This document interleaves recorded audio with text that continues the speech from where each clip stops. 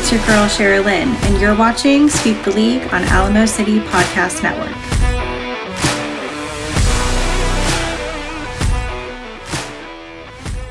Hey, this is George Iceman Gervin, and you're listening to Sweep the League.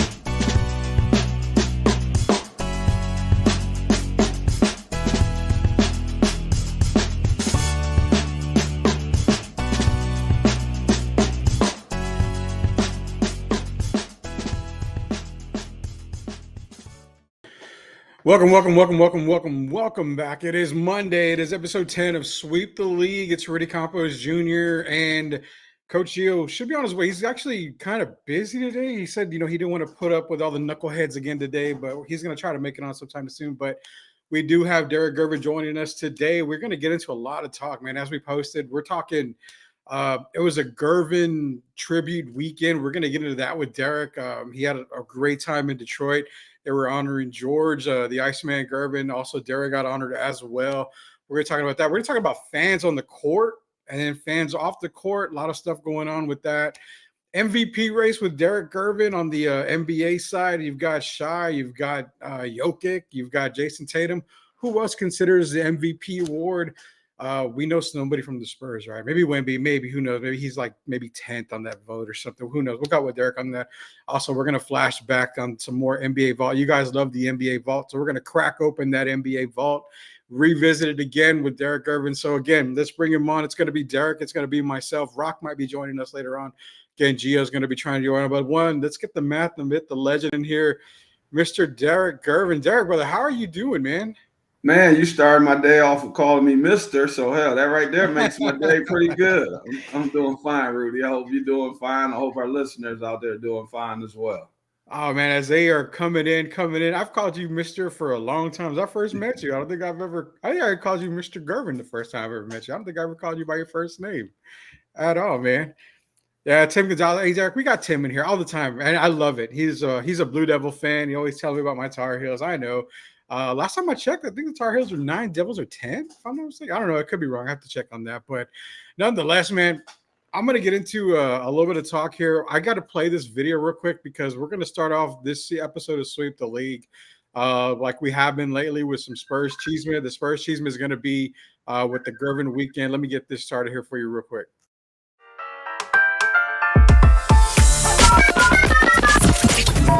So, like, I hear about the Spurs this y Spurs that, y como que esto y esta, pero I never hear about the real Spurs chisme. Dime, por favor.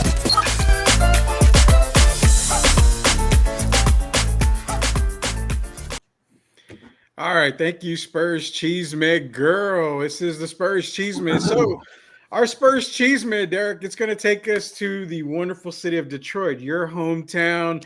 And people are thinking Spurs in Detroit. What are we talking about? The NBA Finals from back in the day? No, we're actually talking about where the Gervin family's from, Detroit, Michigan. This past weekend, George was honored in Detroit, and they were talking about something that I want to get in with you as well, because you and I talked about it on the radio when we were at 9:30 when it was St. Cecilia's gym. But also, not only that, you were honored this past weekend as well. So let's try to dive into first. Let's get into your talk.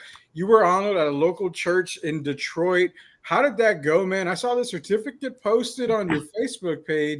How was that honor for you in the city of Detroit, your hometown? As you guys can see it there, certificate of recognition for Derek Gervin, man. How was that, Derek? Wow, it was absolutely fantastic, Rudy. To get a call from Pastor Roberts, that right there was just, for me, is amazing. And then to actually get to the church, and I attended the service, and I saw some people there that I hadn't seen in a few years, in several years actually. But to be recognized, man, in the city of San Antonio, I've been here since 1982. So I've been here 42 years. I went to Detroit. I'm born in Detroit. I went to high school there. But now I'm a native San Antonio in the last 40-something years. So to just be recognized for dealing with the young people, dealing with the community, man, it was fantastic. I really don't even have the words to describe it, but I will say I'm blessed. Awesome, man. Awesome. It was a very good blessing. I remember texting you over the weekend and you were letting me know what was going on. I saw some of your videos being posted. I want to get into the George tribute here. We got a super chat, Derek, from the Drew Show, sending $5. Appreciate it, Drew. Man, huge supporter of Sweep the League. Really appreciate it. His comment: if Mitch Johnson is the next Spurs head coach, the owners need to be replaced. He isn't head coach material. Looks like this is Pop in the front office. Terrible plan. Now, Mitch Johnson, I agree. I mean, Mitch Johnson's probably not my first choice when it comes to being the next Spurs head coach. Good mind, good basketball mind, but definitely not my choice for the next head coach for the San Antonio Spurs. Derek, as far as Mitch Johnson goes, being the next Spurs head coach, according to the Drew Show, how do you feel about that, man? I don't know if Mitch is the answer. I'm kind of biased when it comes to the Spurs. I've been around dealing with them since basically the 1973, 75, 76, way back then. I'm going to say this. This is kind of an off-the-cuff answer for me. The guy that I think should be the coach, if he was interested in coming into the coaching field, would be a guy that wore long hair in San Antonio when he was playing. He's left-handed. I mean, the guy did it all. His name is Manu Ginobili.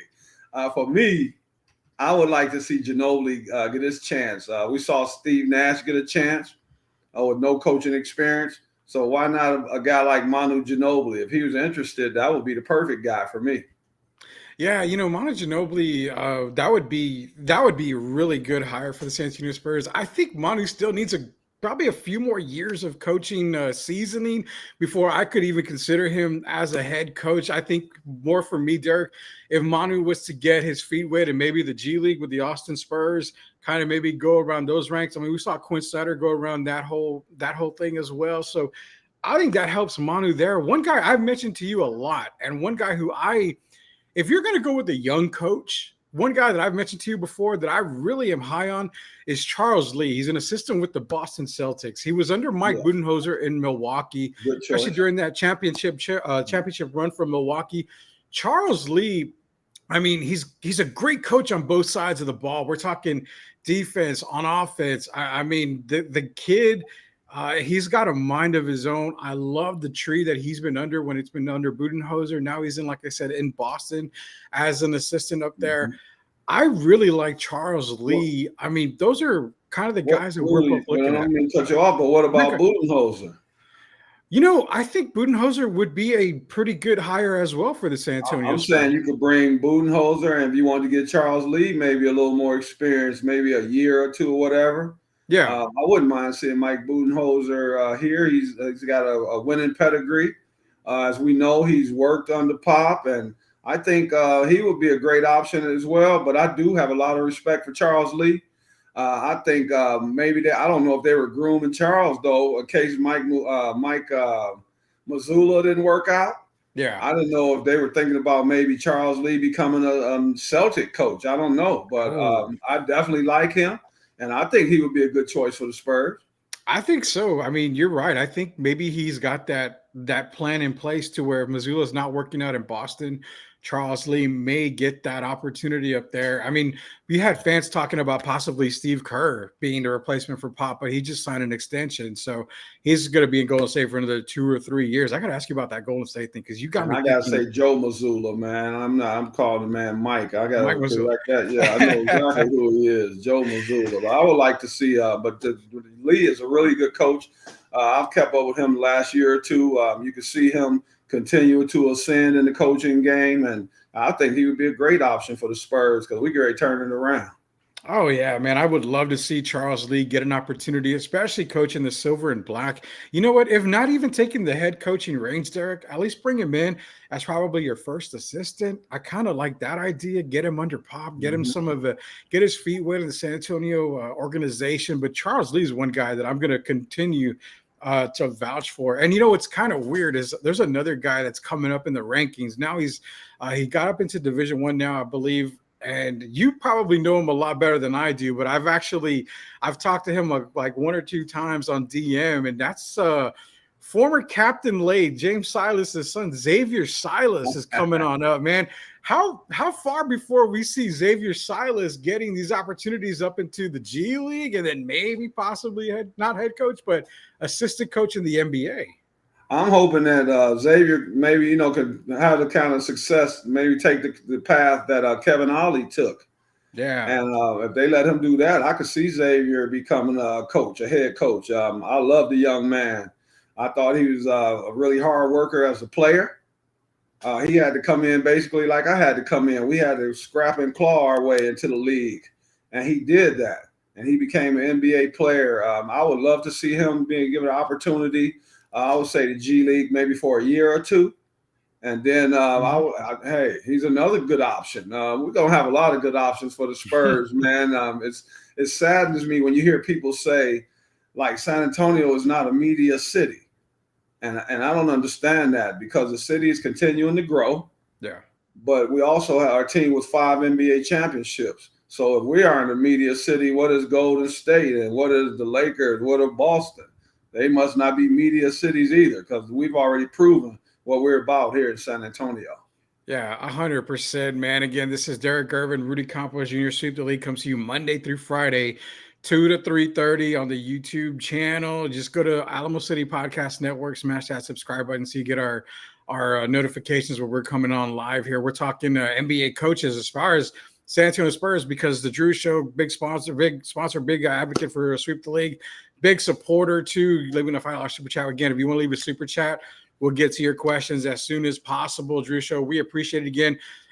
We both feel Mitch Johnson probably is not the next head coach of the San Antonio Spurs. I don't even see it happening within the next few years. If Pop is after this season, I don't see it happening at all. Not in the near future, neither do I. Yeah, we got Tim Gonzalez sending us congratulations, Derek, for being honored in recognition. That was great. We've got Becky Hammond as head coach. No other will do. I love her style. Becky has a very good style. She proved it in the Summer League by winning that championship. She's proven it with the Las Vegas Aces. She's doing a hell of a job there. The thing, too, is I want to get back into this past weekend, Derek. I know Tim Gonzalez had a couple of questions for you when it came to some NBA players. He's been dying to get to you on them. But George was honored this past weekend in Detroit as well as you were. Like I said, it was a weekend for the Gervin family in Detroit. The entire Gervin family was being celebrated. George and they were trying to raise money for St. Cecilia's. Now, for everybody out there that doesn't know about St. Cecilia's Gym in Detroit, let's just say that if you think about the Rucker in New York City, that's St. Cecilia's for Detroit. I mean, it is like the mecca of basketball for Detroit. And actually, I've even kind of seen a debate where is it St. Cecilia or is it the Rucker? Which is the one that takes the leap for everybody? You hear all the stories about Julius, Dr. J, and Kobe, and all these guys going to the Rucker, playing in Rucker Park. But you don't ever hear the stories about St. Cecilia's. That I was hearing stories from you. I did my research from way back then. But hearing about George going to St. Cecilia's and you having Magic Johnson, I think even Isaiah Thomas played there a couple of times. Many stars. I want you to let everybody know here about St. Cecilia's because, again, they hear about the Rucker. They don't ever hear the folklore of St. Cecilia. Well, the Saint, man, we call it the Saint in Detroit. And, it's like you say, that's a very good comparison, Rucker Park. The only difference, the Saint is indoors. Yeah. It's a gym that if people say you come in town, you know how some of the guys that stay in shape or stay in pretty good shape, if they come in town to a city that's not even where they live or where they're from, and they want to get a good workout. And so you want to play some really good pickup ball, I'll call it, because that's all it is. They aren't getting paid for it. But the first place you would think of when you come to Detroit would be St. Cecilia.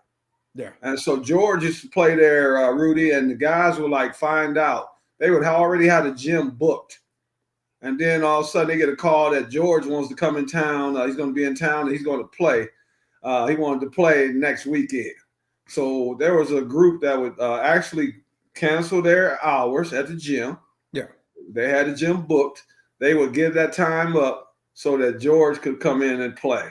And when he come in and play, man, I tell you, it's unbelievable. Some people might not believe it, but this is a true story. And I told you before. Yeah.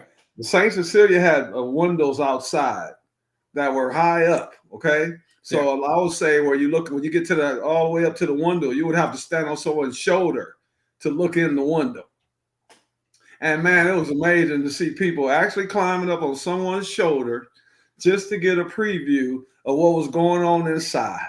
There was no room inside, standing room only. They had a stage that people stood by the stage. They sat on the stage. Man, it was surreal. I couldn't believe it to this day that people will come out to see my brother play.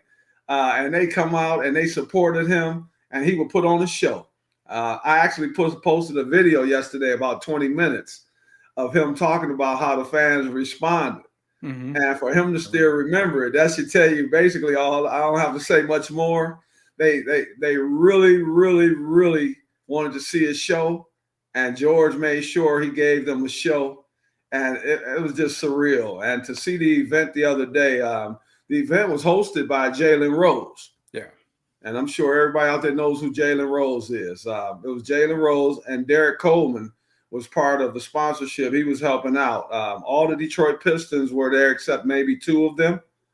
So for me, it was great because I got to meet Cade Cunningham. I got to meet Isaiah Stewart, who I'm a new fan of. I know a lot of people think the young man is having some problems right now. As you know, he's suspended for 3 games. Yeah. But I got to meet him and actually talk to him, Rudy, face to face.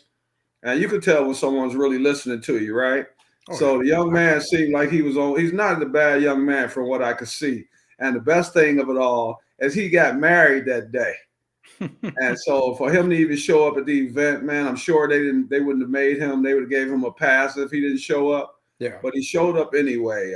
And all these guys were great. I got to see Steve Smith, all Detroit legends, Doug Smith, who used to play at University of Missouri. There were many guys, my old teammates, Derek Coleman and Terry Mills. There was Greg Kelser, who used to play with Magic Johnson at Michigan State when he was catching the alley-oops from against Larry Bird at Indiana State. Mm-hmm. So it was absolute fantastic turnout. It was just full. The Pistons were there, very supportive. Monty Williams was there. The general manager, Troy Weaver. The guy who was a radio legend in Detroit by the name of George Blaha, who's retired now. And I wish people would look up George Blaha. He had a very fantastic career. It was just an excellent night, man. And I was just glad to be a part of it.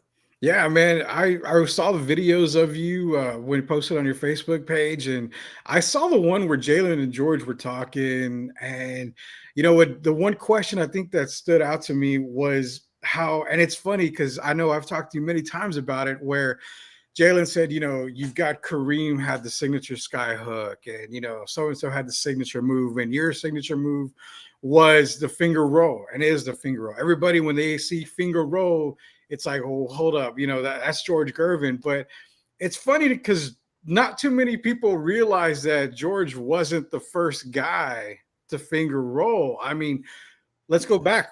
Will Chamberlain had his version. Connie Hawkins, the Hawk, had his version. George, I think, just brought some flair to the finger roll, and that's why everybody thinks like, well, it's George Gervin's move. Actually, he put everybody in their place. Like, well, wait a minute, hold on, no, you got to give credit where credit's due. These guys were doing it before me.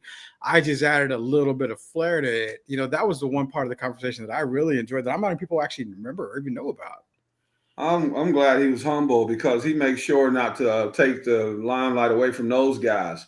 They were dropping it down in the rim, but they still was finger rolling their version of the finger roll. And of course, Doc had the big hands in his version.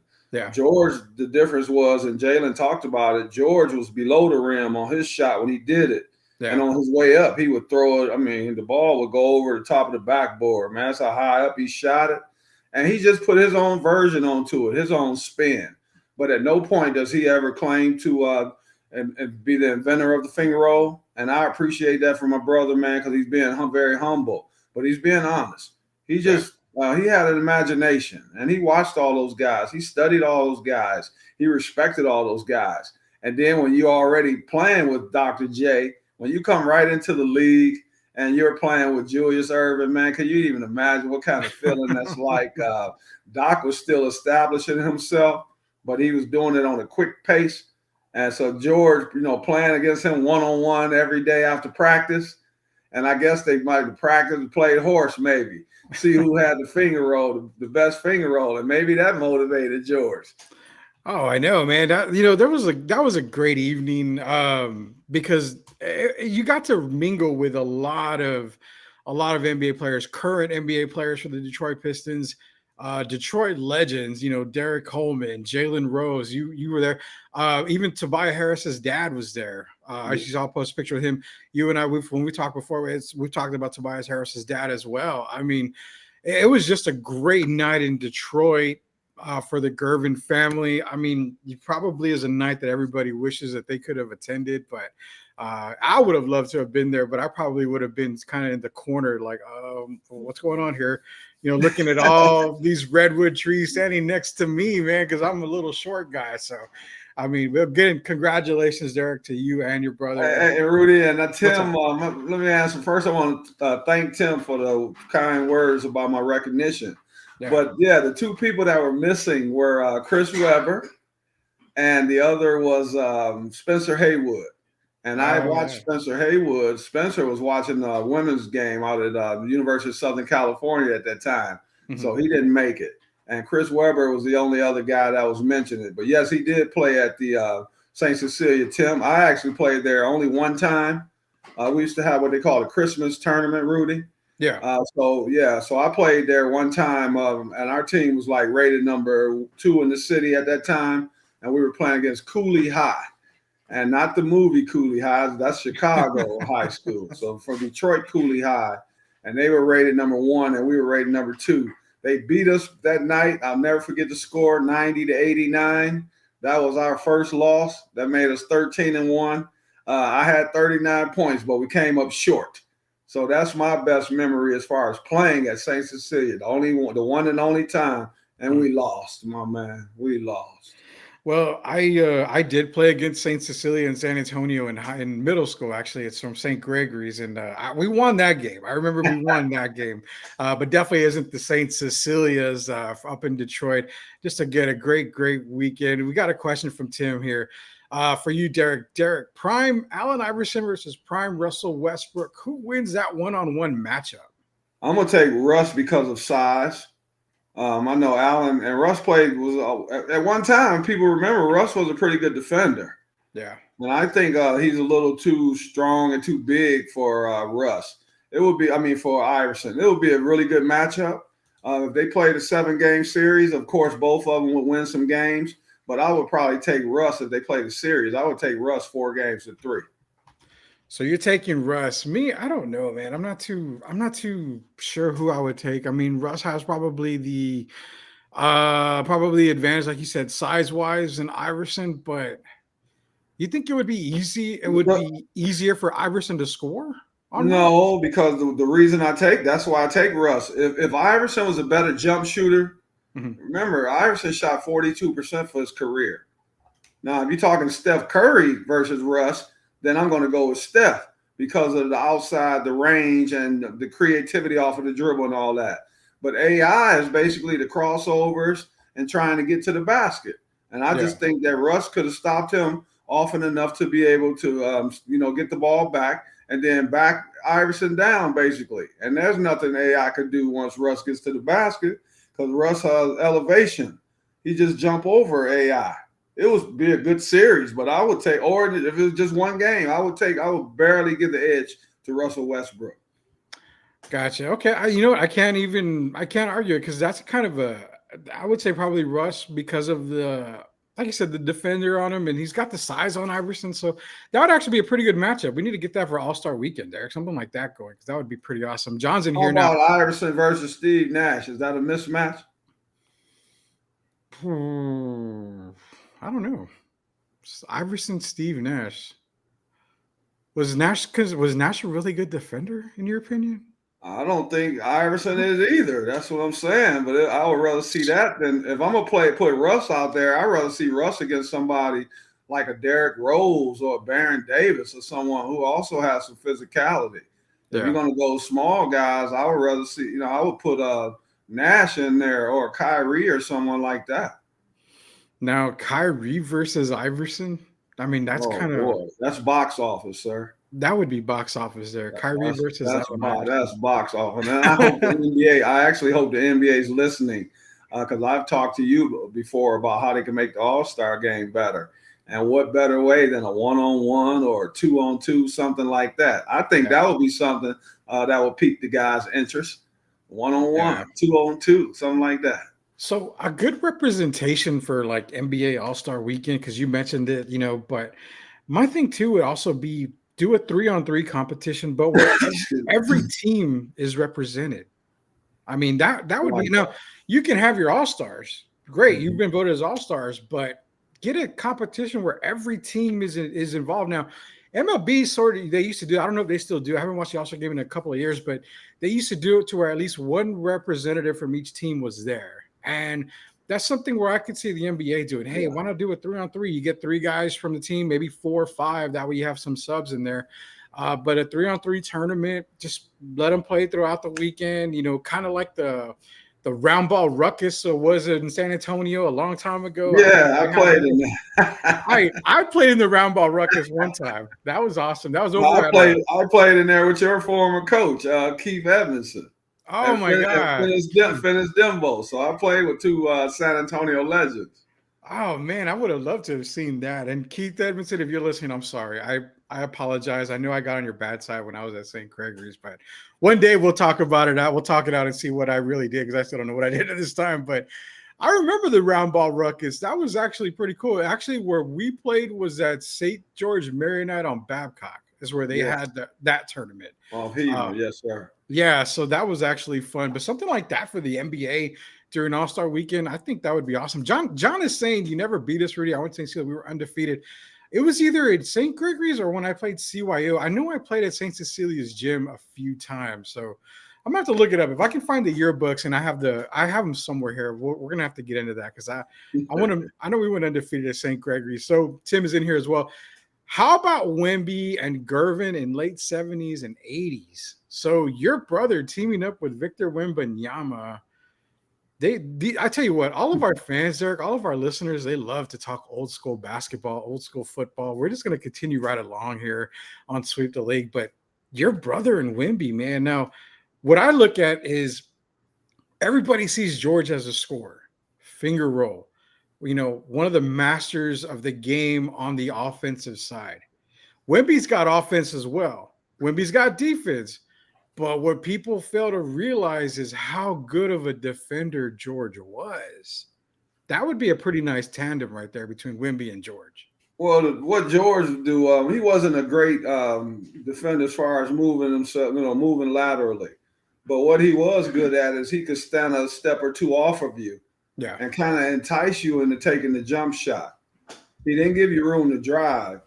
So a lot of guys, would settle for the jump shot, and then he had long enough arms to reach up and block the shot. So a lot of people might laugh when you say good defender, but I will say this, a piece of history, and they can look it up. He's the first guard in NBA history to block 100 shots in a season. Yeah. And as we know, they talk about that a lot now because Dwayne Wade did it. Michael Jordan did it. But George did it 5 times. So to block 100 shots, he did at least play a little bit of defense. I never remember him being the type guy that wanted to score 35, 40 and give up 35 or 40. Yeah. So he always talked about that. If I get 40 and my player, the guy that's defending me, gets 12, then I must have played pretty good defense. And sometimes his offense was his defense. So him wearing out the guy on the other end, having to guard him. And that made the other guy's legs not as strong, I would say, on the offensive end. So, he played some defense. I won't call him a great defender, but he at least attempted. Yeah, and I think, the good thing about George playing with Wemby is that if you were to beat George off the dribble, you've got to deal with the 7-footer guy on the back end, which we've seen this year, Wemby getting 5 blocks in a few games. I mean, that's something that I think is going to be a staple. I was actually on an episode of Locked On Spurs with our good friend Jeff Garcia at Locked On Spurs. And, him and I kind of talked, and the episode's going to be coming out tomorrow. So be sure to take a look at it, Locked On Spurs tomorrow. But to give you a little preview, him and I kind of talked a little bit about Wemby, compared to like Wilt Chamberlain and stuff. And I told him, I don't see I don't see Wemby getting 100 points in a game. The minutes restriction, and not only restriction, they just won't play him as many minutes as they did Wilt. And Wilt played an entire game. He got the ball. He got a lot of rebounds. But again, where Wilt's here, a lot of his defenders were here. This day and age, Wemby's here, and you got Joel Embiid, these guys that are like right here. So it's a lot tougher to score 100 points in a game. Will it ever happen? It may, but I don't find it as Wemby being the guy to do it. Now, blocks in a game, I definitely see the way he moves, the way his recovery on the defensive side. I could definitely see him breaking the blocks record with no doubt. You know, Elmore Smith for one game, I believe it's 14 blocks. Yeah. I could see Wemby because he's already gotten 10. Yeah. And he's only a rookie. So I could see him as he gets more acclimated to the league and he learns to pick his spots a little more defensively. I could see him getting 14, 15 blocks. So I'm not going to write that off as being crazy. I think it's a very high possibility. And I'm very high on this young man, Rudy. I think his intelligence is off the charts. Maybe it's because he was already – getting acclimated to the pro game overseas. Rudy, y'all gonna have to excuse me too, because remember I'm just coming back from Michigan. You're good, man. You're good. You're good. It was cold, a little colder there as opposed to here. But Rudy, tell me this. I don't want to flip the script on you, but when you look at Wemby, and I know he's a rookie and all that, and I'm not talking about his size, because as you know, you get girth just by playing. When you get more experience, you start putting on the weight. Yeah. Where do you see his career possibly going? Because I think he can do right now. I'm trying to figure out what's his weaknesses. He can pass the ball very well. I mean, to me, he can do it all. So I'm just trying to figure out still, just like Michael Jordan. I couldn't figure out Michael Jordan's weakness. And if you hear some of the guys that played back then, they still to this day can't figure out what his weakness is. They say it was his jump shot when he first came in the league. But of course, we know he corrected that. What do you see? Where do you see? What is Wemby's weakness? So I actually have something of a weakness that I think I talked to Jeff about earlier. The one thing I see that I would like to see him improve, is it a weakness? Not necessarily, but it's something that he can dramatically improve in. And that's now when I say it, it's kind of awkward here. His decision-making on the offensive side, like being 2 or 3 steps ahead. So where that comes in is, like I said, an off season with Hakeem Olajuwon, because Dream was 2 steps ahead of his opponent. He knew what he wanted to do. I think if you can get Wemby to face up a little bit more, but already know what he wants to do. So it's more of preparation, knowing what you want to do, being 2 steps ahead, to where I think that would elevate his game a lot more. You're right. There's very little weaknesses that we've seen so far. Now, my other part of the weakness is year 2, Derek. You've got a whole year under your belt. Coaching staff already have seen you play for a whole year. It's like the quarterback effect in the NFL. You have a whole year of this guy dominating the league. When you go into that second year, sometimes you hit that wall, because now defensive coordinators know how to run packages at you. They know what defense to play on you. They kind of go at your weaknesses, because, hey, if you're a coach in any professional sport, you can find a weakness in somebody somewhere. So I think him getting prepared to actually make a move, not so much think about it, on the defensive side. Okay, I know this is coming up. I'm going on the offensive side. I'm 2 steps ahead of this opponent. Let me make my move now. That's kind of the only weakness that I see in his game right now that I would like to see improved, is his decision-making. Not necessarily basketball IQ, just his decision-making on the offensive side. And you know why I think it's going to improve? And that's a good point. Because you and we talk a lot. I don't know if people realize how much we talk. Yeah, almost daily. We talked about his rebounding. If you remember, early in the season, he's getting 5 rebounds, 3 rebounds. And we talked about that. And it seems like from that point on, I don't think he was listening to us, but from that point on, man, he started getting double-figure rebounds. Yeah. And I think that's going to be something he's going to stay mindful of, because if you look at guys like Domantas Sabonis, you see how many double-doubles that guy's had this year, man. It's absolutely ridiculous for him not to make the All-Star game with all those double-doubles. Yeah. And I think Victor is going to fix every question that we have about him. It does become tougher once you go around the league and everyone gets familiar with you and they start doing the scouting reports. Yeah. But I just figure if you bring in a higher quality players around, you put higher quality players around him, like say just starting with a Trey Young or starting with a wing player who's been around the league and made a name. I think bringing in those kind of players help him tremendously. And then all the things we're talking about that some people might see as weaknesses, I just see him continue to ascend, man. He's the kind of guy that wants to win. He wants to get better. He wants to make a name for himself, and he wants to make a name for himself by winning.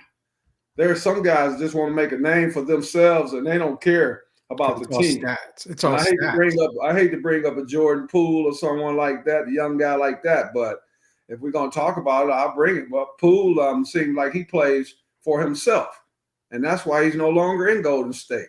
I don't see Victor being that kind of guy. I see Victor being a very adaptable guy, and if you bring in players around him, I think that's what he wants. But I think the ceiling is whew.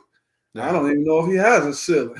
Yeah, and I'll be honest. I know before the Spurs drafted Wemby, you and I, like I said, people don't realize how much we talk. We talk almost daily for Derek and I. But I remember, I'll be open to admit it.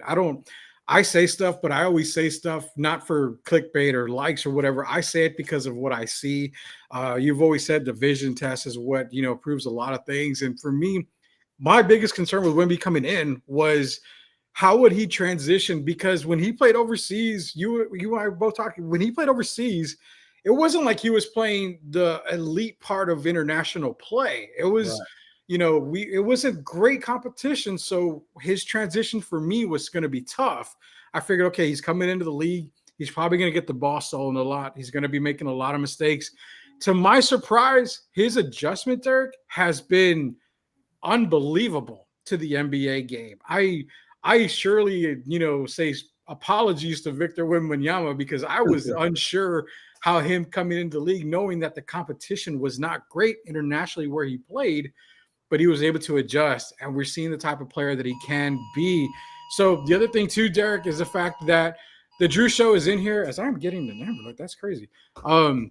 The Drew Show is in here. He drops another $5 super chat. Hey, Drew Show, again, appreciate it. Dropping the $5 super chat. Anybody want to drop a super chat? By all means, do it. We will get to your questions, get to your comments. We love the support we have from all you guys. Again, this is Sweep the League. Derek Gervin, Rudy Campos Jr. The Drew Show says, congratulations on the award, Derek. Carmelo Anthony said on his podcast that George Karl hated George Gervin when they both were on the Spurs. Is this true? So I'm going to give you the floor on this. And again, we talk about whatever, Derek, and nobody's on the spot here, but there's been some rumblings here and there. I see George on Twitter every now and then, and he'll say a couple of things that are mind scratching, but I've never heard the true insights about Spurs George Karl. Well, first I want to thank Drew for being a part of the show, and thank you for congratulating me on the award. I appreciate it sincerely. George Karl, I won't say he hated George, but let's just say sometimes you learn that in this game you don't have to love who you're playing with. You just have to respect them, right? And for whatever your reasons, you might not like a guy, particularly like a guy. Sometimes it could be because they're maybe roughing you up in practice. Because, George Karl was a very aggressive guy. And George Gervin is the kind of guy that's going to get you off of him, with these things here. So they maybe went back and forth a little bit over the years. But George, I won't say George Karl hated him because I know George Karl personally. And he's also was very good friends with one of my first coaches when I was a CBA rookie. As a CBA rookie, Terry Stotts was my assistant coach. And George Karl and Terry Stotts that's them. They're that close. So I think, George Karl was kind of, might seem standoffish to some people back then that knew him. But I won't use the word. I think hate is kind of strong. Sometimes you just have personalities that don't mix. And as the years went on, they kind of fixed those problems. So, yeah, you own it, though, Drew. I won't say there was a love relationship. Sometimes it's a love-hate relationship.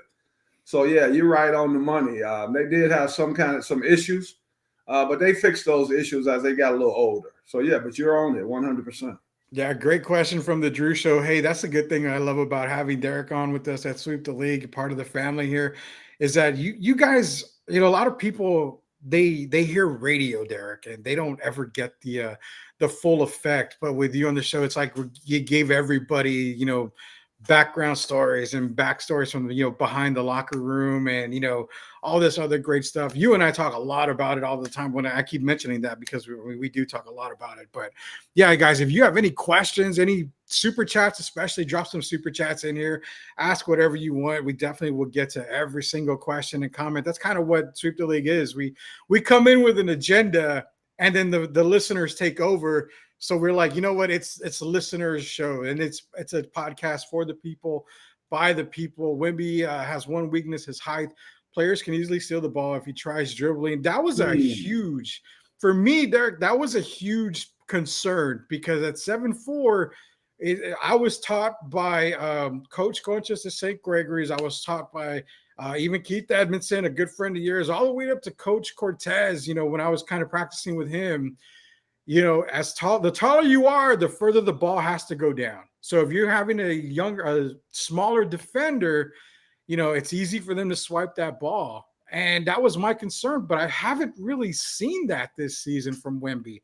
He's actually, for the most part, has taken care of the ball pretty well. Darth, I somewhat disagree, because if you remember, he's nutmegged the player already. He put the ball through their legs as a rookie.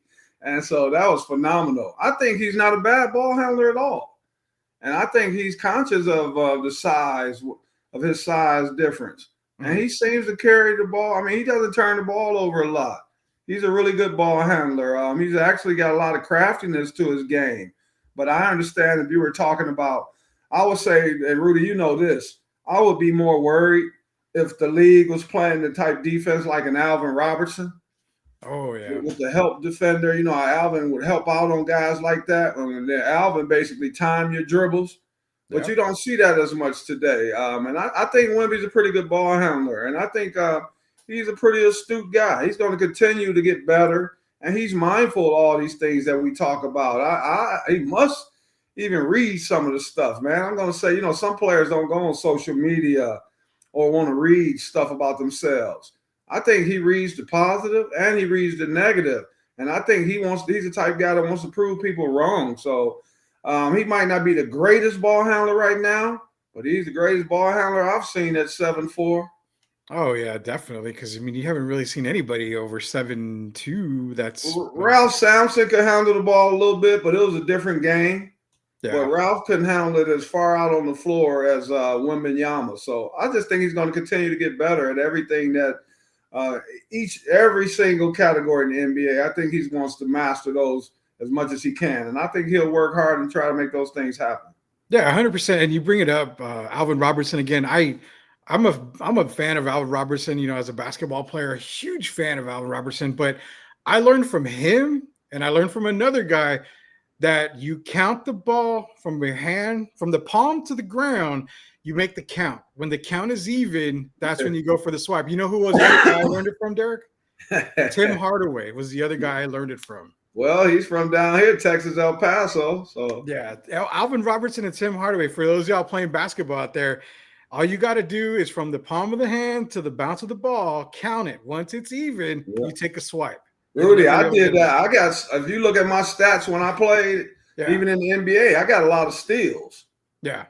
And a lot of the steals were on the things you're talking about right now. There's certain guys that are, I would say, more strong hand dominated. If they're right hand, they're more right hand dominated. Yeah. And so they got the ball there. And it's basically there, you just being able to time them. You get familiar with them. Mm-hmm. You do the scouting report, all that. You look at videos. And there's some guys you can just capitalize on when you play against them. And I was one of those guys. I wasn't a great defender either.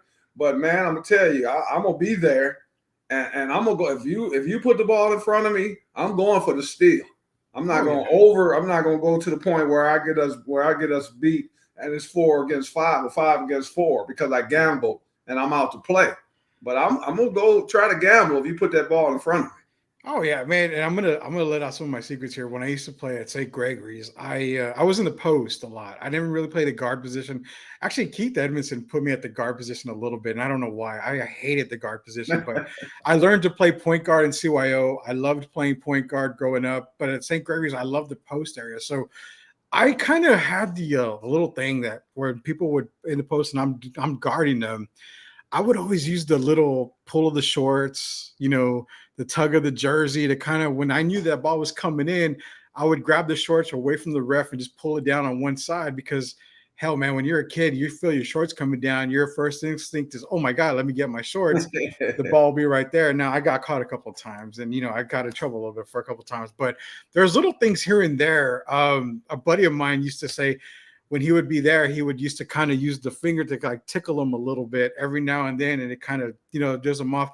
So many things you can do as a defender, not only just the steal part, but there's so much things you can do as a defender. Drew shows back in here, man. And he said Melo said the reason that he and George had heat when they were in Denver was because George Karl and George Gervin didn't get along. Karl hates stars like Melo and Gervin. Nah, you won't get an argument from me there. I've heard some of the things he said about Carmelo Anthony. Some of them I thought, I won't say out of bounds, but they weren't things that I thought needed to be said. Sometimes we don't have to say everything that we think. And yeah, George Karl have had a history. There's certain guys that have a history. Pat Riley has that same history. He seemed to not get along very well with some players and stars on the other teams, of course. Yeah. But George Karl, for as far as I know, he's not a bad guy, but, he might have had a few deficiencies, but we all do. So you just live and learn. George Gervin is fine with it. If you look at them now today, I know George Karl has been ill and all of that, and I'm still praying for him. Yeah. But we live and we learn. But one thing they did learn how to coexist as players. And you do your job, and then you go home. And if you don't have a relationship with a guy off the court, it's understandable. They just made it work, though. They still made it work. They both did their job, and they did it at the highest level.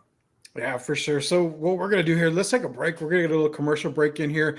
Tim Gonzalez on the flip side, Derek, he's got talks about Ja Morant, saying, hey, which era would be good for Ja Morant? Plus, he also wanted to know, because we did talk about it Friday, which era would Wemby fit the best in? And that's also, and he also mentioned the 93 team for the Spurs.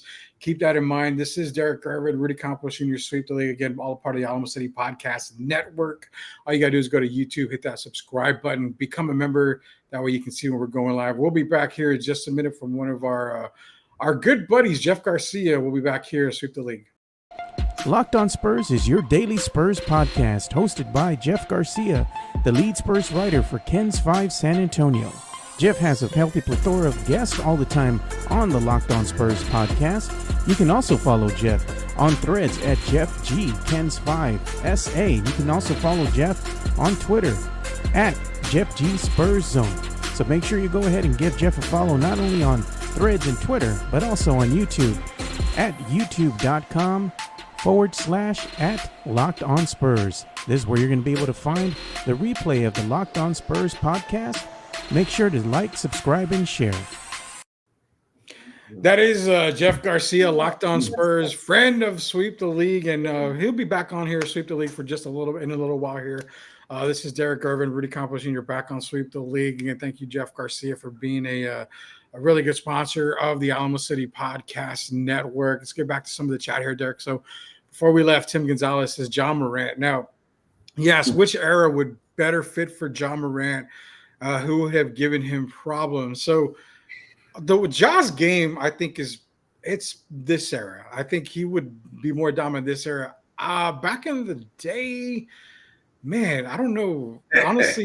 Honestly, one guy that I can just throw out there that would clamp Ja Morant down probably would be Joe Dumars. You named the exact same guy.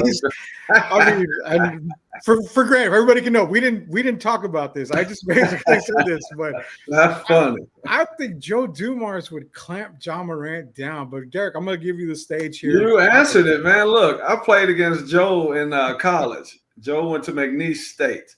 Yeah. Well, we played them and we beat them. But if you're just talking about a guy that's going to defend Ja Morant, for me, there's two guys, and I'll have to go back even further for the other one. But there would be Joe Dumars would be my first pick, and I can name two other guys. It would be Gary Payton Oh yeah. And then it'll be Walt Frazier. But I know a lot of the younger people aren't familiar with the New York Knicks, Walt Frazier from back in the day. Yeah. Those would be the guys. I wouldn't say they would clamp Ja down because Ja is pretty athletic and he's quick and all that. Let's just say I think they will be able to limit Ja. You're not going to stop a great offensive player. And I think Ja's a great offensive player. But I think those are the three guys that would give him the most problems for sure. And the first answer, just like you, would have been Joe Dumars. Yeah, definitely Joe. I like those two guys. Gary Payton. I mean, Jeff Garcia's in here. Really, you think Gary Payton would clamp Ja? He'd give Ja some major problems. I have no doubt about that. Funny because Jeff actually is back in here, and he mentioned another guy. I was going to say Derek Harper was another guy, but I was thinking Ron Harper. Yeah, now he's been Ron, but I don't know now because Ron Harper, that's a good. I mean, Derek Harper's a really good pick. Oh, yeah. One thing Derek Harper was good at though was a 94 feet defense. Yes. Turning guys, dealing with Ja in the half court. I think Ja might have a few advantages. If you're talking about bringing the ball up the floor, then I can see that. But in the half court offense, after setting screens and all that, and then getting Ja in positions to succeed, I think he would give Derek Harper problems because of the size. Derek Harper was like 6'2". Yeah. And, Ja could elevate over him. But Derek's definitely going to be there. If it's a physical game, if you're allowed to put the arm bar and stuff on there, I would give Derek a very good chance. But the reason I said the other guys is because they had long wingspans. When you mentioned Gary Payton, you're already talking about 6'5", but you're talking about a guy that's 6'5", and long arms. Dumars is another one. Dumars didn't really have to always put the arm bar on you. If you watched him guard Michael Jordan, Dumars had very, very good, I'll say great lateral movement. Yes. And that's what you got to have to even think about dealing with Ja. So the three that I mentioned, Walt Frazier, very good lateral movement. Those would be the three guys for me.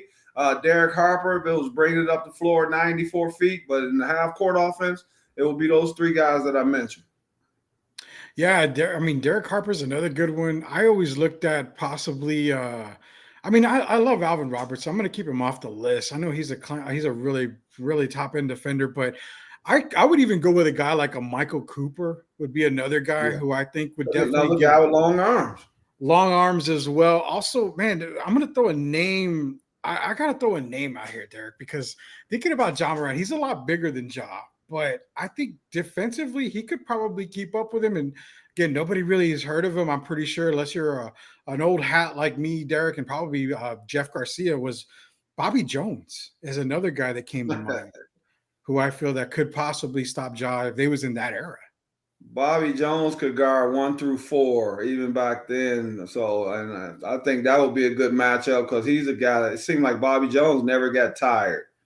Yeah. And I interviewed Bob McAdoo 2 years ago, and the interview was about Bob McAdoo. But when we got to North Carolina and we started talking about Bobby Jones, I mean, it's like McAdoo forgot the show was about him. And he started talking so much about Bobby Jones and all the things Bobby Jones brought to the game. So, yeah, I would never go against you when you mention a guy like Bobby Jones. I wish some of the young people would look him up. You know who Bobby Jones kind of reminds me of, but he was better offensively to me. He reminds me of a guy that was flexible like Andre Iguodala. Oh, yes, another good one. Have guard 1 through 4. You can have Iguodala guard Steph Curry, or you could have him guard Klay Thompson. You could have him guard Andrew Wiggins. You could have him guard Draymond. Those kind of guys are rare. Yeah. And so but I would definitely say Bobby Jones. And when you talk about defense, Bobby Jones is one of the greatest that's ever done it. Oh, yeah. You're mentioning another guy that's recalled. John's in here with Damon Stoudemire, another great defender. Dennis Johnson, another good one. I mean, you're talking about guys that can really give Ja a whole lot of problem.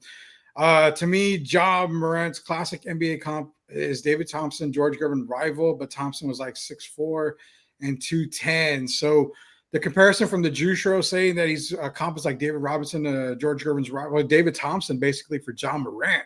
How do you feel about that comparison? Because, I mean, hey, man, David Thompson was a scorer, brother. If we talking about both of them in their prime when they're both healthy, I love Ja. But, man, I don't know. People need to get on that YouTube David Thompson is another conversation for me, man.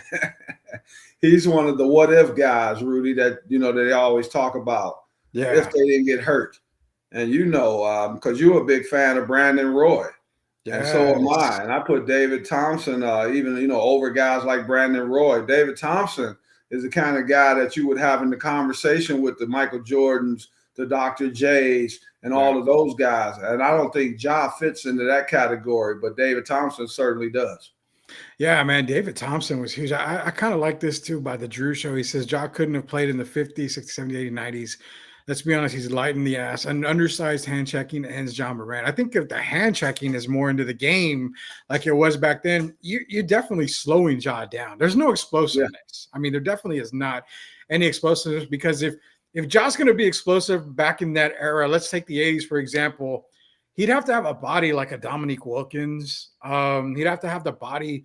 I mean, if you want to go even more explosive, like a Larry Nance, I mean, he's got to have that stout body to where he can exactly the shooting.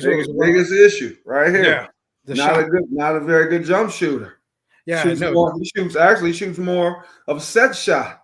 Yeah, exactly. So that's why the guys with the arm bar, they could direct Ja to where they want him to go on the floor. Yeah, and by him not being a really good jump shooter, that would make those guys defensively much more effective on him. Yeah, man. I mean, we're naming a crowd load of good defenders. I don't think everybody's realizing like there's no defense in the NBA today. Well, no, because it was all left in the past, Eric. I mean, all the great defenders were in the past. There's still a few. They just don't. They don't do it as consistently. Even with Kawhi, and as you know, Kawhi is my favorite player. Has been since 2014. Yeah, he has a tendency now, and I know he's been injured and all that, so he turns it on basically when he has to defensively. And Paul George is the same way. Two really good defenders, and they're on the same team. But as you notice, they used to lock down guys more consistently a few years ago. Mm-hmm. But injuries make guys start picking your spots defensively. And that's what Kawhi does. That's just the era we're in now. It's not that they're not great defenders. They just don't focus on it as much as they used to, because the game has been changed into more of an offensive game to fit the offensive players. Yeah, it reminds me of that baseball commercial where it's Tom Glavine and Greg Maddux where chicks dig the long ball. So they go start doing batting practice and start nailing home runs and all that stuff. I mean, offense. Don't leave Smoltzy out of there, man. You're going to hurt my feelings. I'm sorry, man. I'm sorry. Let's see. Locked on here. Where would have Brandon Roy have ranked in the game if he didn't get injured? You know how I feel about Brandon Roy. I mean, could I say he was one of would he go down as a top 75 player? Yeah. I think so, Rudy. I mean, I don't have any doubts that he's top 75 player. Better question, because Jeff asked it. I like this better question. Would he have won an MVP in his time frame had he not been injured? I don't know if he would have won a championship, MVP, because he was in Portland. And I don't know it depends on how their team turned out. I mean, if Portland was right there in the running every year, there's a very good chance he would have won an MVP. But, sometimes, Rudy, you could play really great and you still might go through your whole career and never get an MVP. Yeah. So there have been guys that have played. If you're second best player in the league, that's still not winning MVP. Yeah. So I can't say that he would have won an MVP, but I know that he would definitely been in the running. And I'm a big Brandon Roy fan. There are guys like him and Reggie Lewis that I always have questions about what they could have been if they didn't get hurt. And then, of course, there's Derrick Rose as well. I won't say Len Bias because we know the tragedy that he suffered. Yeah. But, Brandon Roy is right in that same rim with the Derrick Roses and the Tracy McGrady's and those guys. And I think Brandon was top of the line. For me, he would have definitely been the top 75. Yeah, it's almost like the all what if team that we can go off of, Reggie Lewis, Brandon Roy, Tracy McGrady, Grant Hill's another one. I mean, he had great seasons, but ankle injuries derailed Grant Hill. Yao Ming. Yao Ming's another one. Yao Ming. I mean, Arvidas. I was gonna say even Arvidas. I mean, we've talked if Arvidas came in his prime. Yeah. I mean, what you're seeing now from Nikola Jokic is what you would have seen from Marvitas back in the day. Exact Rudy, same player. let me say this to the fans about one guy that gets a bad rap, and the reason he got a bad rap, he suffered shin injuries. Yeah. But he gets a bad rap because he was drafted before Michael Jordan, and that's my former teammate and one of my best friends, Sam Bowie. Mm-hmm. Sam had a very high. His skill set was very high, but a lot of people didn't give him the credit he deserved because his career was cut short by injuries. But this is a guy I practice with every day. He could rebound the basketball. He could block shots. He could put the ball on the floor. He could shoot the jumper. He could stretch the floor. He kind of reminds me, how Karl Anthony Towns always talks about how well he shoots the ball and he's the best shooting big of all time.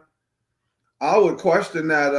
Sam would be the guy that I would question because Sam could do it all, man. The guys, I told you he suffered 3 or 4 catastrophic injuries, shin injuries. And so he was never the same player. But I would say Sam Bowie's right one of those guys. Yeah, Sam Bowie's another one, and man, one guy that I love that I have his jersey. I mean, that's how much I love this player. Was Drazen Petrovic. I mean, he was just getting started, Drazen, and we know the story, Dave, basically from what you were telling us about when Drazen got into New Jersey, but there's so many what ifs in the NBA that we can do an entire week's show of what ifs in the NBA because. I mean, all these guys we mentioned, Drazen, I mean, then you could even go what if segments of like, well, what if this player was on this team? What if, geez, man, there's just so many, I don't know. What if Oscar Schmidt came to the NBA? I mean, we could go on and on because a lot of people don't know. If they do, they should remember Oscar Schmidt if they watch the Olympics. Yeah, Oscar Schmidt. I mean, he treated Andrew the NBA, man. It's like when he played against the NBA, it's like his light came on. Since I'm not going to the NBA, I choose to stay here and it made me rich overseas. But let me show these guys what I could have done if I was in the NBA. So, yeah, we could go. There's several guys that we'll never know, but those guys were at the top level of their games. Yeah, I mean, we can go a whole lot of stuff with you mentioned Oscar Schmidt. I even mentioned guys like Shane Hill, who played here for a little bit. But I mean, another one, Andrew Gaze, another one that just came at the very end of his career and decided to play ball. John was typing out Sam Bowie. We got to get to a what if, Jared, because there's so many what ifs on Sweep the League here. We're going to let Tim get in here. It says, let's say, what if Wemby was on the 93 Spurs team? Could he have won and beat the Bulls? Could they have won and beat the Bulls? That's a big one, man. That's a huge one. I don't know, man, because when you start talking about Michael Jordan and getting to these championships, it's hard for me to go against Mike, period. I don't care who the people you bring up. So you bring up Wemby. The reason I still say the Bulls is because I would even say the Bulls if it was Kareem Abdul-Jabbar. Mm-hmm. And I have Kareem and Mike 1 and 2 overall in either order, but I don't know if Wemby would have gotten them over the hump against the Bulls, but it would have made it a lot more interesting. I'll say that. Yeah, it would have been pretty interesting in that era. And just I think Wendy would be successful in that era. I don't think he would have averaged a whole lot of points because, yes, it was a big man era, but it would have been an adaptive era because, again, you had Patrick Ewing. You had a lot of these guys that were low post guys. So bringing in a 7'4" guy in that era, you would bring them outside of the post, which would be a little different. But again, it comes back to bodying up. They were able to body up a lot on this. Rudy, if it was 96, 97, 98 3P, then I would, if the Spurs could have been in that, I would give Wemby a better chance. It's hard for me to give him a chance in that 90, 91, 92, that 91 to 93. Because that time Mike was still at the apex of his career, and I think it would have been hard for anyone. Yeah, definitely, man. Sam Bowie had skills, just shins of clay, tragedy. Yeah, I mean, it just happens, man. I mean, Greg Oden's another guy who I was going to mention Big Greg, but the only reason I didn't mention Greg because Greg was more like Bill Russell. Greg wasn't going to do a lot for you offensively, but if you're just talking about defensive end of the floor, kind of like a Bill Russell, Rudy Gobert. They would make their impact on the defensive end as opposed to making it on both sides of the ball. Yeah, definitely, man. I think Greg would have been, like you said, a great defensive player. He wasn't giving much offense even at Ohio State when he was No, he playing wasn't gonna give you there. much offense. No. I don't really consider the high school level. If he's scoring, 30 in high school, I mean, Kendrick Perkins was dominant in high school, Well, man. he High scored school, 30 because he's 7 feet, and hell, the guy guarding him about 6'6". And yeah, then you got to also factor in a lot of his points too, or putbacks. yes, So yes, they weren't all like coming out of the offense. A lot of them were putbacks, hustle plays. Because if people remember Greg Oden, for a big man, he moved pretty good. He hustled, and that's how he got a lot of his points. yeah. That's exactly what we're talking about. So Jeff's back in here. Again, this is a sweep the league. Derek Irvin, Rudy Campos Jr. Monday through Friday, 2 to 3:30. It's Flashback Friday. Like I said, we got topics left and right, but we just can't seem to get to those topics, and I don't care. I love talking old hoops with you guys and old NFL, old everything. He says, "What do y'all make of the speaking tour that Pippen, Luke Longley, Horace Grant are doing to tell their side of playing with Michael Jordan?" Now, I haven't really heard what they were saying. I got to do a little bit more research on that, Jeff, but if it's being brought up, I'm sure they're probably not saying anything good about Mike. You know what, Mike as a player, I don't, when I played against Mike, it was on NBA Live or whatever video game system I was able to play him on as. But you hear the stories about Mike being a teammate, Mike being hard, but when you want to win as bad as Mike did, you're going to be hard on your teammates every single moment of every single day, Derek. Who would know? We would know who Scotty is because Scotty was a great defender and he wasn't bad on the offensive end of the floor. But will we even know who Luke Longley is or who Horace Grant is? Horace Grant went to Orlando, as you know. Mm-hmm. Did they win a championship in Orlando? No. So people, they can talk all they want. To me, it's just sour grapes, man. I mean, the show was supposed to be about Michael Jordan. It was the last dance. So he had to tell his story because he's the one that was the 6-time MVP. Hello. So what would they expect the show to be about? Yeah. And I think Scotty's really just bitter because Mike brought up the incident when Scotty chose to sit out. When the play wasn't run for him, the play was run for Tony Kukoc. Yeah. And it seemed like just because Mike brought that up, that seemed to really get Scotty started on all of this. They went from being really good friends. And then that comment kind of, spoiled their relationship. It's kind of like when Jordan and Charles Barkley, if you remember, Barkley did the same to Jordan when he said that Mike wasn't a great owner, wasn't doing so great in Charlotte.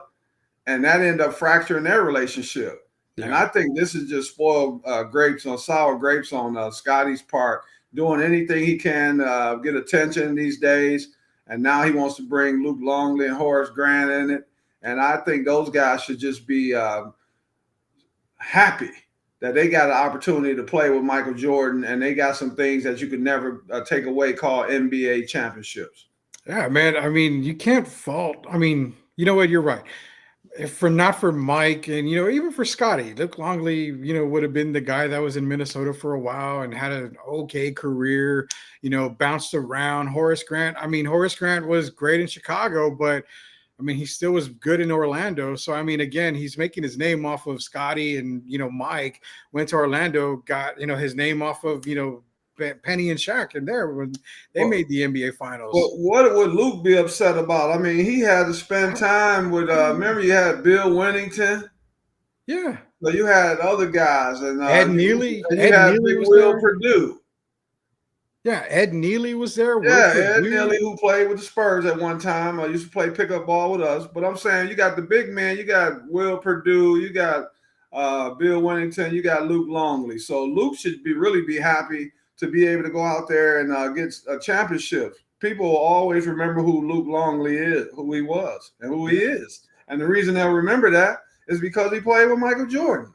Yeah, and you're right, because I mean, you go along the lines, man. I mean, Drew Show put it here. I'm gonna get to this comment in a second here, but go down the line. I mean, without the titles and without Jordan, do you really remember, if you're not a deep basketball guy, do you really remember BJ Armstrong? Probably not. I mean, it's just another guy. I do, because he's another Detroiter. Exactly. BJ Armstrong, unless you're a deep down basketball guy, BJ Armstrong is just another name. It's like if I was to mention, hey, remember Greg Sutton from the San Antonio Spurs? It's like, who? Like, yeah, if not for Jordan, these guys wouldn't have had anybody. Now, everybody would remember Craig Hodges for the 3-point contest. Yeah.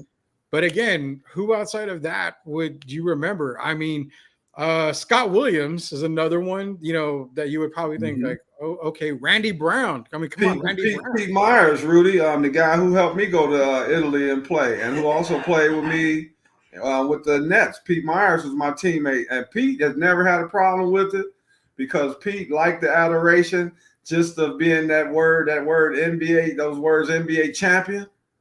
And that comes along with the territory. It goes along with the territory, man. Those guys should be grateful. If they had comments and complaints, why didn't they complain back then when they were winning? They were silent. So to me, I can't tell them to do. They're grown men, but all they're going to do is end up making themselves look bad because Mike, we all know who Mike is and we know what he did. And without him leading that ship, they don't win 6 championships. Exactly. I mean, exactly. You cannot fault the guy. I mean, he was a winner, and Drew saying it. Mike had high standards, period. He had to. Mike didn't make Scotty sign his bad contract. He didn't give it. He didn't have to put Luke Longley in The Last Dance to apologize. He did Luke's doc and provided his footage. So, I mean, yeah, Mike is the reason why a lot of these guys are known. I mean, plain and simple. That's the reason why a lot of these guys are on The Last Dance. And you're right. It was about Michael Jordan, his last, hoorah in the NBA, his last title. There's nothing more to that. I mean, yeah. If LeBron was to do a documentary, I mean, how many things does Mario Chalmers really expect? Does Mario Chalmers expect it to be about himself, or does he expect it to be about LeBron? It's kind of the same thing. Yeah, Mario's going to want probably, 45 minutes to an hour worth of airtime, if he's on the LeBron documentary. And then you're going to have Mike Miller on the same tour talking about, the LeBron James documentary and everything like that, man. I mean, definitely, and Mike can play the game. He sells merch. He's the GOAT. That's according to what John is saying here. Jim's bringing up Gene Banks. Tim says he remembers BJ Armstrong as well. We got a lot more. We're going to get into a little bit more here. MVP talk. We're going to move on here. We got to take a quick commercial break here. We'll be right back. Derek Gervin, Rudy Campos Jr., MCS General Contracting. MCS General Contracting, more than 30 years of combined experience in concrete placement. They are the best in the business. Honest pricing, high quality work. They get going on house foundations, driveways, concrete patio decks. If you want to extend the deck, extend the driveway. If you're a business and you need to put together a slab, a parking lot, or other concrete placement services or sidewalks, reach out to MCS General Contracting at 210-774-9155.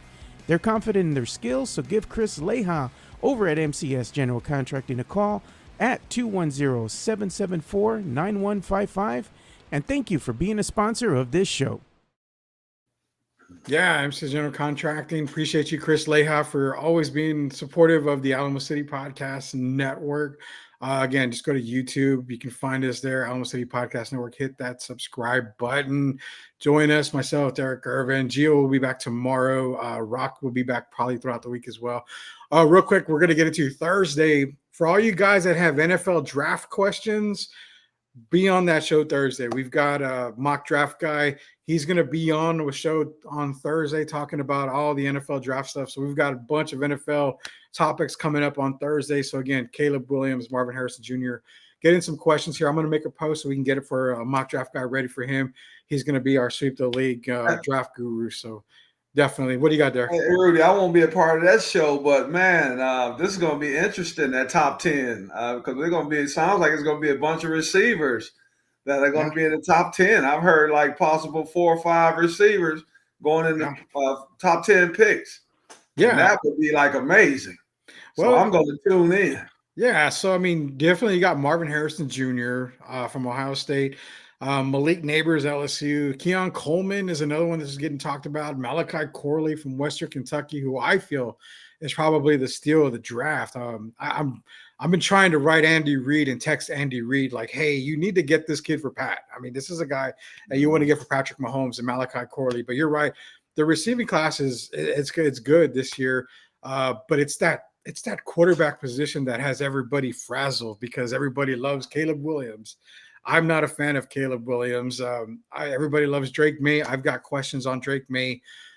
But there's this draft class is going to kind of, it's tough, Derek. It's going to be tough because the Chicago Bears hold that number one spot and they can do whatever they want with it. They can keep Justin Fields, make some trades. They can get rid of Justin Fields, get a bunch of picks. It's just amazing how good Chicago can be if they make the right decision on the draft day, basically. Well, I hope those guys do well, but Caleb Williams has showed some weaknesses. It's going to be interesting for me what happens to Michigan's quarterback, Mr. JP. We don't know where he's going to go, so he seems to be the biggest what if in the draft.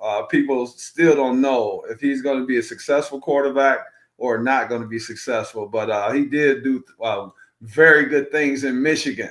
Yeah. So the young man, I believe he only lost one game, maybe 1 or 2 games. So I'm going to wish him well. But it's going to be interesting, and I'm going to be tuning in as a fan on Thursday.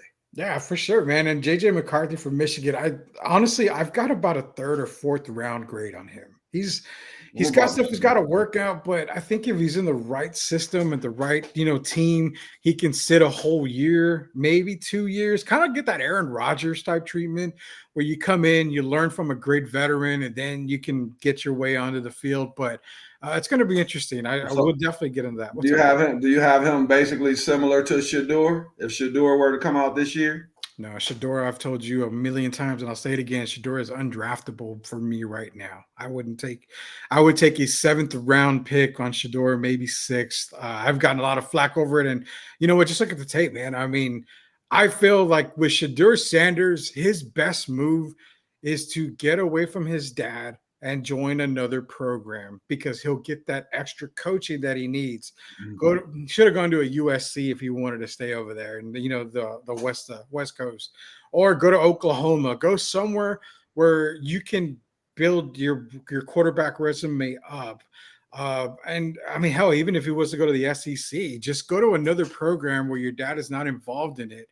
Get that extra coaching from another coach, especially a good coach, and see where you fall, man, because I still think if he's under Dion, I don't have him draftable, in my opinion. That's just me right there. He needs someone like Cliff Kingsbury or Lincoln Riley, so I agree with you. Yeah, definitely Shedeur Sanders. So we'll see what happens with Shedeur.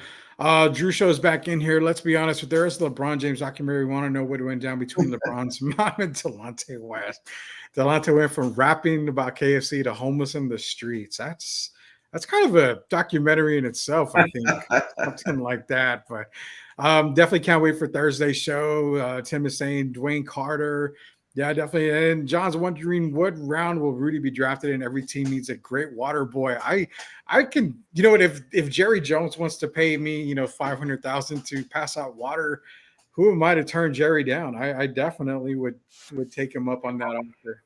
Well, you might be in the same category as Thanasis, because in my mind, Thanasis maybe should be a border boy, a ball boy. But hey, it is what it is. I don't think Thanasis, I'm saying, I don't think he can be a popcorn vendor at an NBA game without fumbling, the tray, man. Man, MVP talk, Derek. So you've got a 3-man race from what you were telling me in SGA, Jason Tatum, and Jokic. Now, for me personally, I don't think we're going to see Tatum even. I think he'll be 3rd in the voting. I don't see him competing with SGA and Jokic. I think it's a 2-man race, and I think it's going to be a 2-man race based off of both guys being healthy. SGA is an amazing basketball player. I mean, you've seen the growth from SGA from the day he was drafted by the Clippers and now playing for the Thunder. I mean, the kid is unreal. He's doing everything, and he's keeping his team in contention night in and night out. Jokic is Jokic, man. I mean, if I've made the comment, if there's one player who I think could have a quintuple double, which happened in the high school ranks this past week by a high school female basketball player, yes, I think it's Jokic. Now, the problem with him is the blocks. I don't think he can get 10 blocks, but the other 4 categories, I think he can possibly do it. But what is your race for MVP in the NBA right now? Those are my 3 right now. I have Jokic number 1. I have Shea number 2. And the reason I have Tatum number 3 and because best team, best record in the league, by far. And so best player on the best team.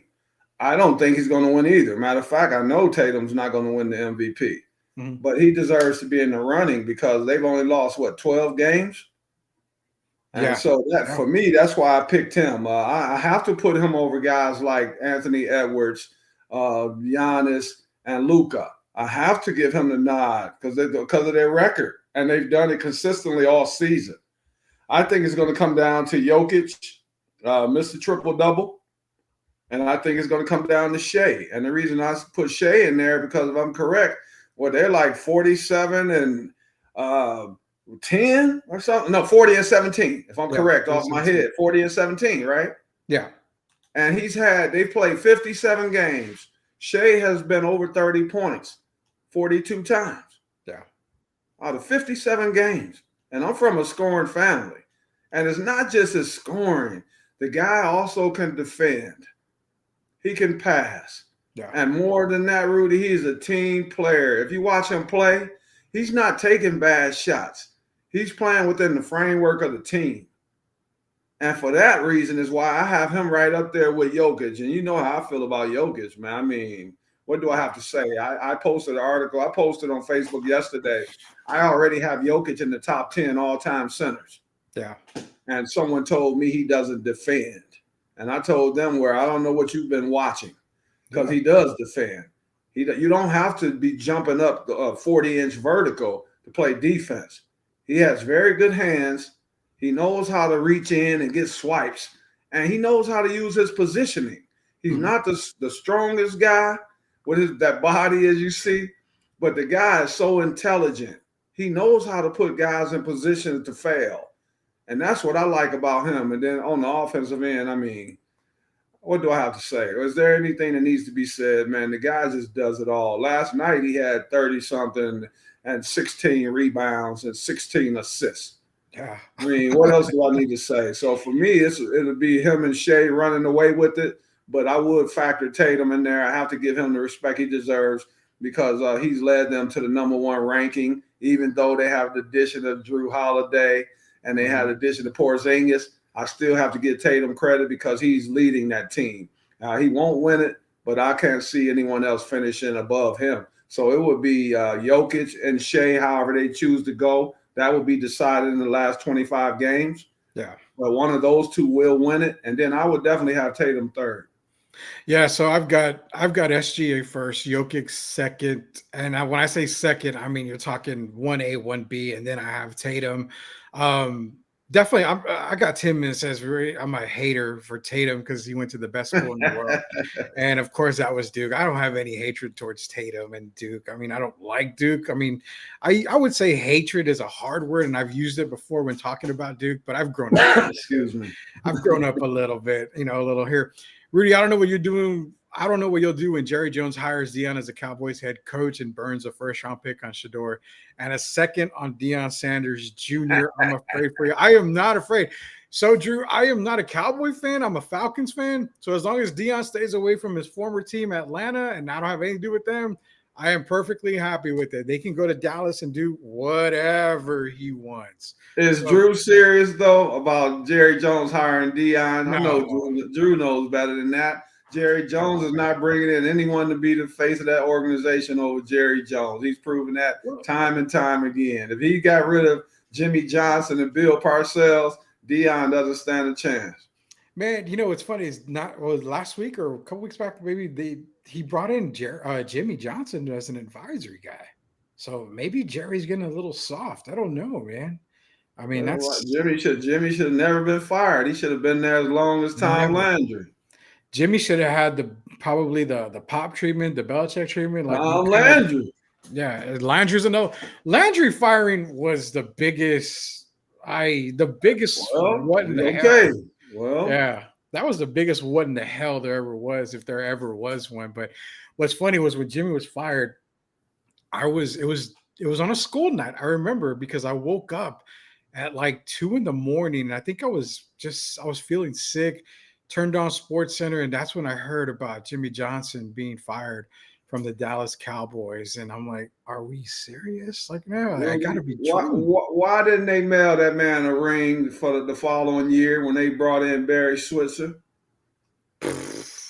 No idea, man. No idea whatsoever with that whole scene. Jerry's just kind of he's in a world of his own. I mean, Jerry's Jerry. I'm gonna give him credit though, Rudy. If you look at what he's doing now with that stadium, man, the guys, they have boxing. It's a boxing venue now. I mean, they've done it all. One thing we can never get on Jerry about is being a very, very smart businessman.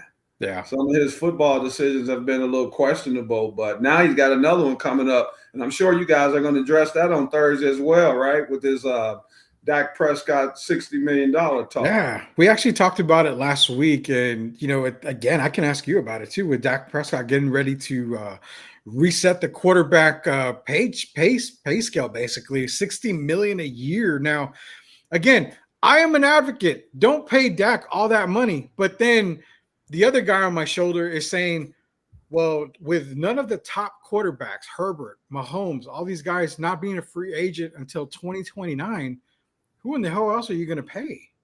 If you go by what they've done on the field, or the voting off the field, didn't Dak finish second in MVP voting? Yes, he did. So that's part of your resume, right? So when you and your agent go into the front office, you do have a leg to stand on. A lot of people might feel Dak is not the quarterback for that team if you're talking about winning the Super Bowl. Yeah. But you can't ignore what he's done. And it wasn't us that voted him second in the NFL. So I guess he does have a leg to stand on. But whether they do it or not, that's the remaining question, because they still have to pay guys like Michael Parsons, CD Lamb, and those guys. So we'll see what happens. But I'm never going to hate on a man on his money. So I'm wishing Dak well. Hey, if you get paid, you get paid. I mean, it's not your fault for getting paid. If they put the money on the table and it's for you, you take the money. I mean, that's the way it works. I mean, and again, I'm not a fan of paying Dak $60 million a year, but I understand why. I mean, there's no better option out there. There's no quarterback you're going to draft that's going to take his spot. I mean, it's sad to say, but you're stuck with Dak Prescott as your quarterback, because you go less than him. There's nobody there that's going to help you win. You can't get any of the higher guys. So, I mean, you can go out and get a Kirk Cousins, but you're not paying Kirk Cousins all this money, and you can't even really trust Kirk to be healthy. Exactly. Dak is usually healthy. And we know it kind of backfired on the Cowboys with it. That could make them kind of leery about it because of the Ezekiel Elliott situation when they gave him that $90 million. And he ended up getting hurt. But you can't hold that against Dak. Dak has been pretty much healthy throughout his career.